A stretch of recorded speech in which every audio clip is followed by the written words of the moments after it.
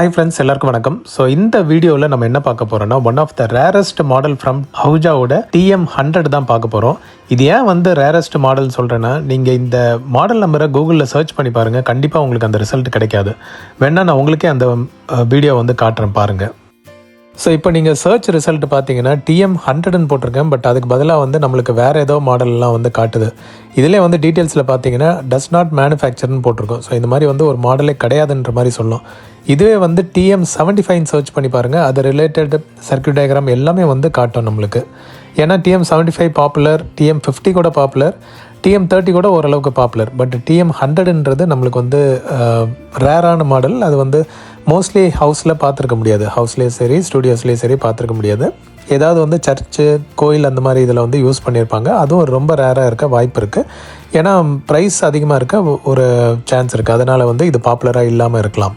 So இந்த வீடியோவில் நம்ம இந்த ப்ராடக்ட்டை பற்றி ஃபுல் ஓவர்வியூ பார்த்துடலாம். அதே மாதிரி இதை ரெஸ்டோர் பண்ணி ஒரு ஒரிஜினல் ஸ்டேட்டுக்கு கொண்டு வரதுக்கு பார்க்கலாம்.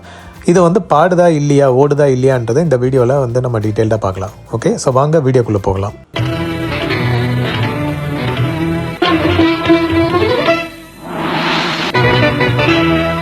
மறக்காம சர்ப்ரைஸ் பண்ணுங்க. தேங்க்யூ. ஸோ இந்த மாடல் நான் மூர் மார்க்கெட்டில் தான் வாங்கினேன். ஸோ நீங்கள் யோசிக்கலாம், என்னடா எப்போ பாரு வேல்வ் ரேடியோ, வேல்வ் ஆம்பிளிஃபயர்னு அது பின்னாடியே சுற்றிட்டு இருக்கேன்ட்டு.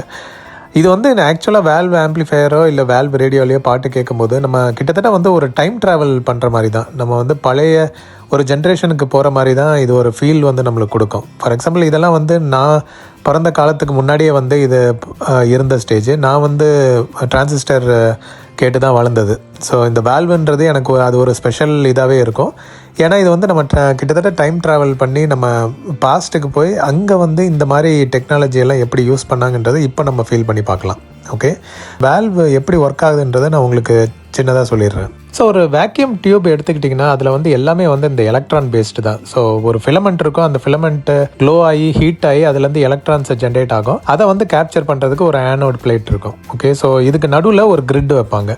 ஸோ இந்த கிரிட்டு வேரியேஷன் கொடுக்கறது மூலமாக அந்த எலக்ட்ரான்ஸோட இன்டென்சிட்டி ஆனோட ரீச் ஆகிறது வேரி ஆகும். ஸோ அந்த ஒரு பாட்டுக்கு ஏற்ற மாதிரி கிரிட்ல அந்த வோல்டேஜ் அப்ளை பண்ணும்போது அந்த கிரிட்டோட வேரியேஷன் அந்த பாட்டுக்கு ஏற்ற மாதிரி மாறி ஜென்ரேட் ஆகிற எலக்ட்ரான்ஸ் எல்லாத்தையும் அந்த வேரியேஷனுக்கு ஏற்ற மாதிரி ஆனோடுக்கு போகும்.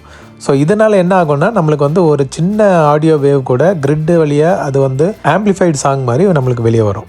ஓகே ஃப்ரெண்ட்ஸ், ஸோ இப்போ TM100ஓட ஓவர்வியூ பார்த்துடலாம். ஓகே, ஸோ முன்னாடி சொன்ன மாதிரி தான் இது ஒரு ரேரஸ்ட் மாடல் TM100 அஹூஜாவோட ஒரு ப்ராடக்ட் இது. ஓகே, அண்ட் இதில் பவர் ஸ்விட்ச் அண்ட் அவுட்புட் இண்டிகேட்டர் இருக்குது. அவுட்புட் இண்டிகேட்டர் நம்ம சவுண்ட் அவுட்புட்டுக்கு ஏற்ற மாதிரி அது வேரி ஆகி காட்டும் எவ்வளோ மேக்ஸிமம் வருதுன்ட்டு. அதே மாதிரி 4 மைக் இன்புட் இருக்குது, அதுக்கான வால்யூம் இங்கே கொடுத்துருக்காங்க. அண்ட் தென் ஃபோனோ இன்புட் இருக்குது, ஆக்சிலரி இன்புட் இருக்குது, and then bass and treble இருக்குது. ஓகே, ஸோ இதில் சில நாப்ஸோட பிளாஸ்டிக் கட் ஆகிருக்கு. ஸோ அது ஓகே, காஸ்மெட்டிக் இஷ்யூ தான். அது நம்ம வேறு ஏதாவது நாப் கூட எடுத்து நம்ம ரீபர்பஸ் பண்ணிக்கலாம். பட் இப்போதைக்கு இதுதான் கண்டிஷனாக இருக்குது. மாஸ்டர் வால்யூம் தனியாக வச்சுருக்காங்க. ஸோ இது நம்ம எந்த மைக்கு என்ன வால்யூம் வச்சுருந்தாலும் மாஸ்டரை நம்ம இன்க்ரீஸ் டிக்ரீஸ் பண்ணுறது மூலமாக ஃபைனல் ஆடியோ நம்ம கண்ட்ரோல் பண்ணிக்கலாம். ஸோ இதுதான் front view and top view. So full grills ஃபுல்லாக மெட்டல் சேசி, அதனால் ஒரு புல்லட் ப்ரூஃப் ஒரு ஆம்பிளிஃபயர்னு சொல்லலாம். ஸோ என்னதான் இது பழைய ஒரு ஆம்பிளிஃபயராக இருந்தாலும் வயசானாலும் அழகும் இன்னும் ஒன்று விட்டு போகல. ஸோ பேக் வியூ இது தாங்க. பேக் வியூவில் பார்த்தீங்கன்னா உங்களுக்கு பவர் சப்ளை கொடுத்துருக்காங்க. இதில் யூஸ்வலாக அந்த பின்னை கட் பண்ணிடுறாங்க. அது எனக்கு தெரிஞ்சு அதை யாரும் செக் பண்ணி பார்க்கக்கூடாதுன்ற பர்பஸ்க்காக கட் பண்ணிடுறாங்களா என்னன்னு தெரியல. ஸோ அது இதுலேயும் ஹோல்டர் இல்லை. அண்ட் தென் ஃபுல்லாக கிரில் நம்மளுக்கு வென்டிலேஷன் கொடுத்துருக்காங்க. ஏன்னா வேக்யூம் டியூப் அந்தளவுக்கு ஹீட் ஆகும். அப்புறம் ஒரு 3 ஆம்ஸுக்கான ஃபியூஸ் கொடுத்துருக்காங்க.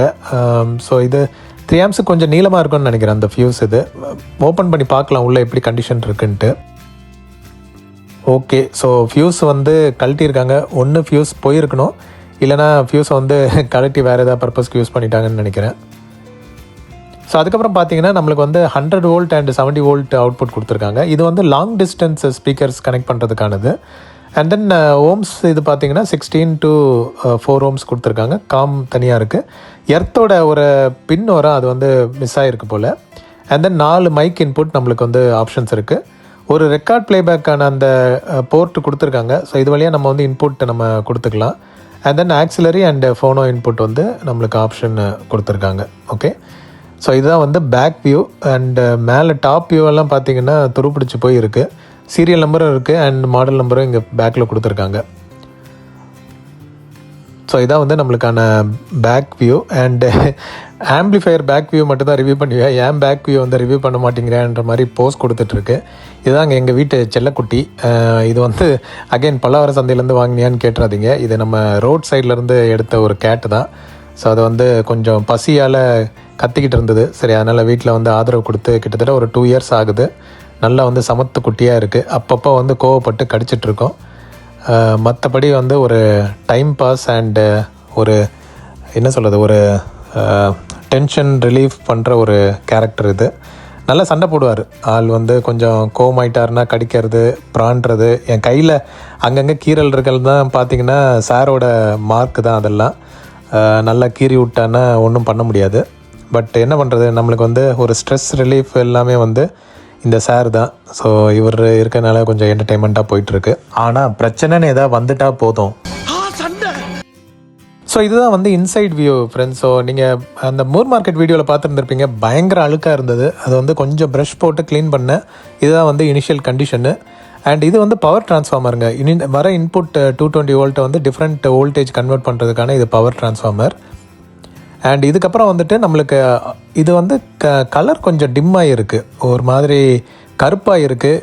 எரிஞ்சு போயிருக்கா இல்லை யூஸ் ஆகி அது வந்து அந்த இடம் மட்டும் பிளாக் ஆகியிருக்கா, அந்த கார்பன் டெபாசிட் ஆகிருக்கான்றது தெரியல. நம்ம செக் பண்ணி பார்க்கும்போது தான் தெரியும்.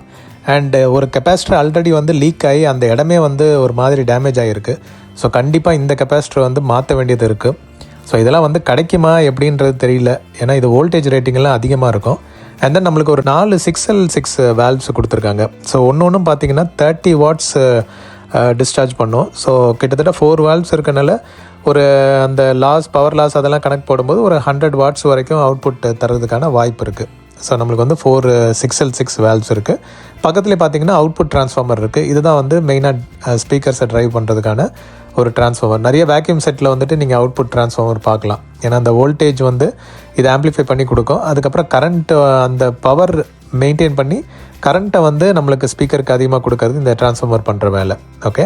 அண்ட் அது இல்லாமல் ஒரு எக்ஸ்ட்ரா ட்ரான்ஸ்ஃபார்மர் இருக்குது. எனக்கு இந்த சர்க்யூட் டயக்ராம் கிடைக்கல. ஸோ அதனால் இது என்னோட அசம்ஷன் என்னென்னா மற்ற ஆக்சிலரி ஆர் ஃபிலமெண்ட் இதுக்கெல்லாம் வந்துட்டு இந்த ட்ரான்ஸ்ஃபார்மர் யூஸ் ஆகும்னு நினைக்கிறேன். ஏன்னா பவர் ட்ரான்ஸ்ஃபார்மர்லேருந்து யூஸ்வலாக ஃபிலமெண்ட்டுக்கு சப்ளை போகும். அது இல்லாமல் இந்த ஆக்சிலரி ட்ரான்ஸ்ஃபார்மரும் வச்சுருக்காங்கன்னு நினைக்கிறேன். அண்ட் இந்த சைடு வந்திங்கன்னா நம்மளுக்கு வந்து ப்ரீஆம்ப்கான செக்ஷன் இருக்குது. ஸோ மைக் இன்புட்டோ ஆக்சிலரி ஆர் ஃபோனோ இன்புட் வர்றத இங்கே வந்து ப்ரீஆம்ப் பண்ணி மிக்ஸ் பண்ணி அதுக்கப்புறமா வந்துட்டு ஒரு புஷ்புல் இங்கே நடக்கும்னு நினைக்கிறேன். புஷ்புல் கான்ஃபிகரேஷன் நடந்து அதுக்கப்புறமா உள்ள ஆம்ப்ளிஃபிகேஷன் ஸ்டேஜுக்கு போகும் என்னோடய அசம்ஷன். ஸோ பட் ஆனால் சர்க்யூட் வந்து இதுக்கு கிடைக்கல, ஏன்னா இந்த மாடல் சர்ச் பண்ணாவே கிடைக்கல. ஸோ இதுதான் வந்து இன்சைட் வியூ. சூப்பராக இருக்குதுன்னு நினைக்கிறேன் பார்க்குறதுக்கு. அண்ட் தென் அதுக்கப்புறம் பாட்டம் வியூ வந்திங்கன்னா இதுதான் சர்க்யூட்டு. அண்ட் இதில் பார்த்தீங்கன்னா நம்மளுக்கு வந்து பிசிபி போர்டு எங்கேயுமே வந்து பார்க்க முடியாது. இதுதான் வந்து பவர் டிரான்ஸ்ஃபார்மரோட பேக் வியூ. அண்ட் இதில் பார்த்தீங்கன்னா அந்த ஒரிஜினல் பேப்பர் அப்படியே இருக்குது. ஒரு இடத்துல மட்டும் கொஞ்சம் கேப் விழுந்திருக்கு. அது வழியே பார்த்தா கொஞ்சம் மேபி டேமேஜ் ஆகிருக்குமோ டிரான்ஸ்ஃபார்மர்ன்ற மாதிரி தான் ஒரு டவுட்டில் இருக்குது. நம்ம அதுக்கப்புறம் வந்து ரெசிஸ்டன்ஸ் வேல்யூ செக் பண்ணி பார்க்கலாம். இது வந்து ஷார்ட்டாக இருக்கா இல்லை ஓப்பனாக இருக்கா இல்லை ப்ராப்பர் ரெசிஸ்டன்ஸ் இருக்கான்றதை நம்ம இந்த லீட்ஸ் வச்சு ப்ரோவ் பண்ணி செக் பண்ணி பார்க்கலாம்.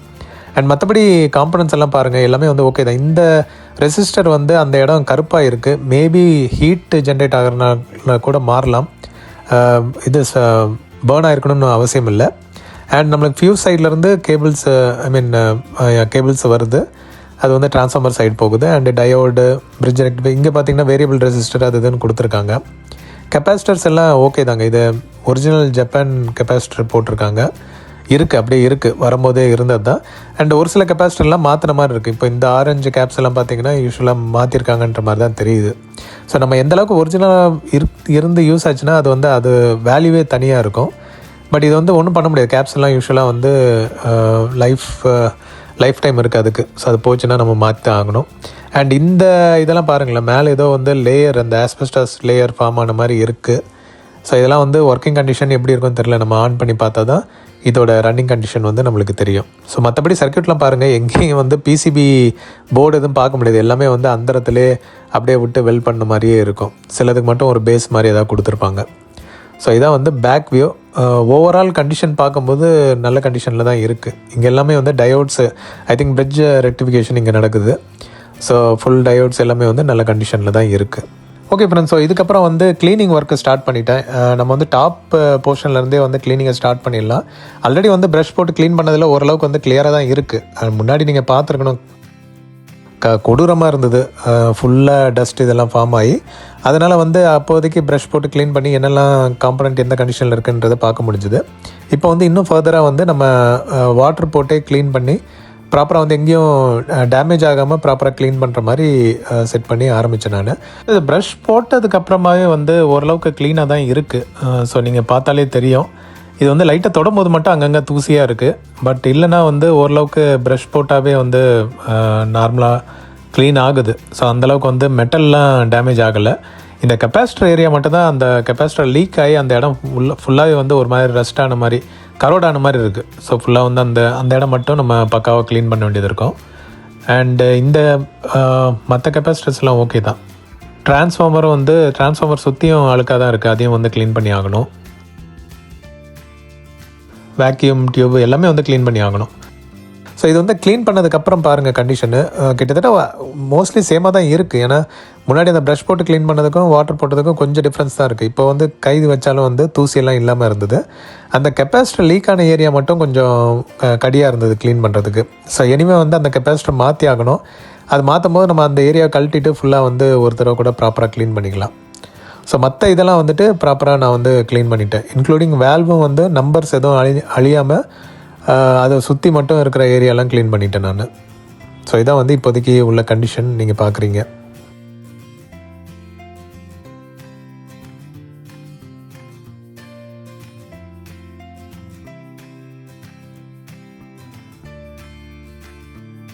ஸோ இதுக்கப்புறம் வந்து நம்ம மிஸ் ஆன பொருள்லாம் வந்து வாங்கிட்டு வரணும். மெயினாக வந்து ஃப்யூஸு, அதுக்கப்புறமா வந்து ஸ்டாண்டில் ஒரு புஷ் வந்து மிஸ் ஆச்சு. அதுக்கப்புறம் நம்ம சாக்கெட்டு, 2 பின் சாக்கெட்டு, ஸோ இதெல்லாம் வந்து வாங்கணும். ஸோ நம்ம ஃப்யூஸ் வாங்கிட்டோம். ஃப்யூஸ் வந்து 3 ஆம்ஸுக்கு பதிலாக 4 ஆம்ஸு கொடுத்துருக்காரு. பட் அதான் இருந்திருக்கு போல். ஸோ இது வந்து நம்மளுக்கு ப்ராப்பராக ஃபிட் ஆகுது. கிட்டத்தட்ட வந்து நம்மளுக்கு ஒரு 1.5 இன்ச்சு கிட்ட ஃப்யூஸ் சைஸ் இருக்கணும். அது வந்து கரெக்டாக கிடச்சிது. அதே மாதிரி ஸ்ப்ரிங்கு உள்ளே இருக்கனால இது வந்து கரெக்டாக போய் லாக்கும் ஆயிடுச்சு. ஸோ நம்மளுக்கு வந்து ஃப்யூஸ் பார்ட்டு முடிஞ்சிருச்சு. ஸோ இதுக்கப்புறம் பார்த்தீங்கன்னா அந்த புஷ் ஒன்று மிஸ் ஆகிருக்கு. 3 புஷ் தான் இருந்தது. அதனால் புதுசாக வந்து 4 புஷ்ஷாகவே வாங்கிட்டேன் நான்.